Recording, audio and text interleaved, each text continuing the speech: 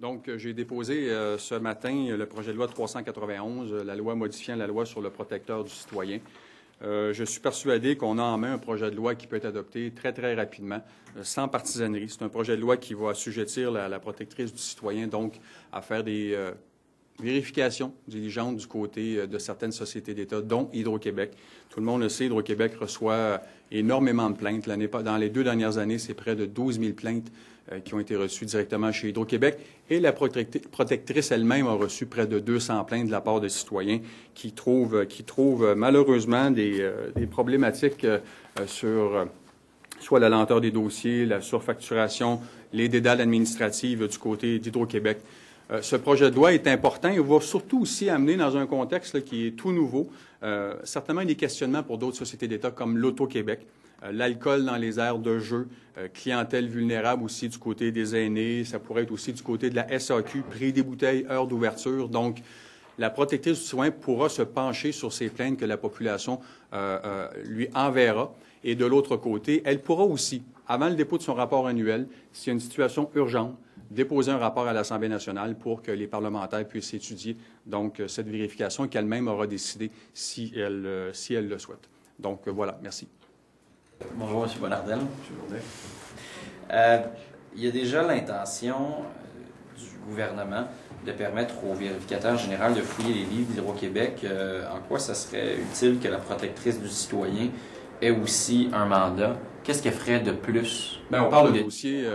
Du côté du vérificateur général, premièrement, je vous avise que le projet de loi 25 n'a toujours pas été appelé pour l'étude détaillée pour qu'on puisse rapidement demander au vérificateur général d'aller vérifier, d'aller faire une vérification d'optimisation, vérification des dépenses chez Hydro-Québec. De l'autre côté, il y a un côté, du côté de la protectrice du citoyen, un côté beaucoup plus humain.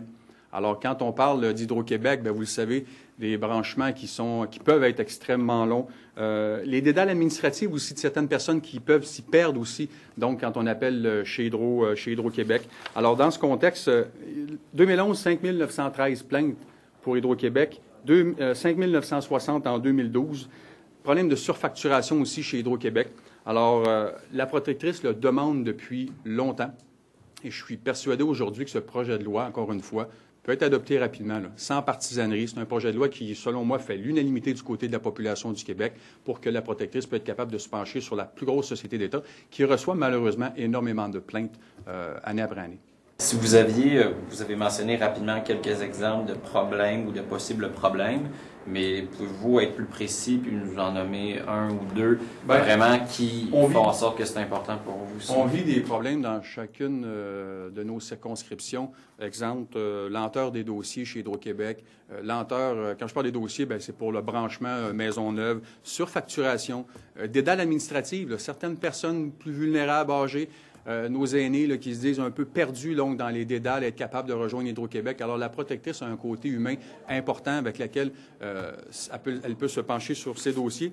Côté d'Auto-Québec, dernièrement, on a entendu le gouvernement qui allait permettre de l'alcool dans les aires de jeu. Il pourrait y avoir des citoyens qui se plaignent de ça du côté de l'Auto-Québec. Clientèle vulnérable aussi, c'est un sujet important pour la protectrice. SAQ, prix des bouteilles, heure d'ouverture. Donc, on pourrait permettre à la protectrice d'évaluer aussi ces situations où présentement elle ne peut le faire. Pour toutes les sociétés. Tout à fait. Okay.